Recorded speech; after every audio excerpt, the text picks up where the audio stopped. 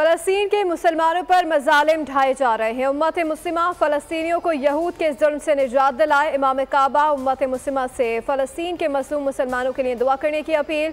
खुतबा हज में ज़कात और हुकूकुल इबाद की अदायगी पर जोर दिया। कहा कि आज दुआओं की कबूलियत का दिन है।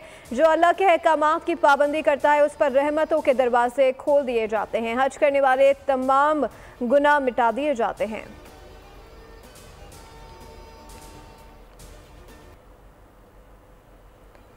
अटक की जिला कचहरी में फायरिंग से 2 वकील जाम बहक। मरने वालों में डिस्ट्रिक्ट बार अटक के साबिक सदर इसरार अहमद और एडवोकेट जुल्फ़िकार मिर्जा शामिल है। वज़ीर आला पंजाब की हिदायत पर IIT पंजाब का नोटिस। फायरिंग में मुलविस ASI इंतजार को फौरी गिरफ्तार कर लिया। थाना अटक सिटी मुंतकिल। पुलिस के मुताबिक मुलजिम ने केस थाने पर वकील पर फायरिंग की। पंजाब बार और पाकिस्तान बार की तरफ से सोग का ऐलान।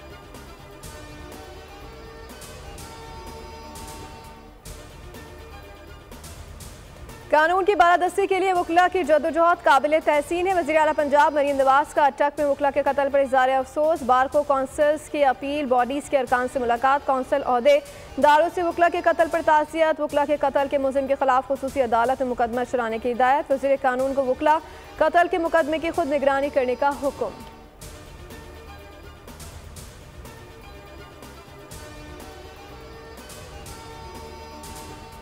और जब भी बानी PTI की सियासत पिटती है वो अदालत का कंधा इस्तेमाल करते हैं। अपना उल्लू सीधा करने की कोशिश करते हैं। वफाकी वज़ीर हसन इकबाल की तनकीद। कहा लोग तो कह रहे हैं कि उन्हें 5 साल तक बंद रखें। बानी PTI अगर मुज़ाकरात करना चाहते हैं तो अपनी संजीदगी साबित करना होगी।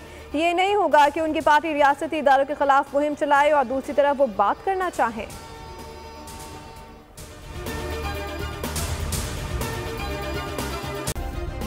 सब्सक्राइब करें और बेल दबाएं ताकि कोई खबर रह न जाए।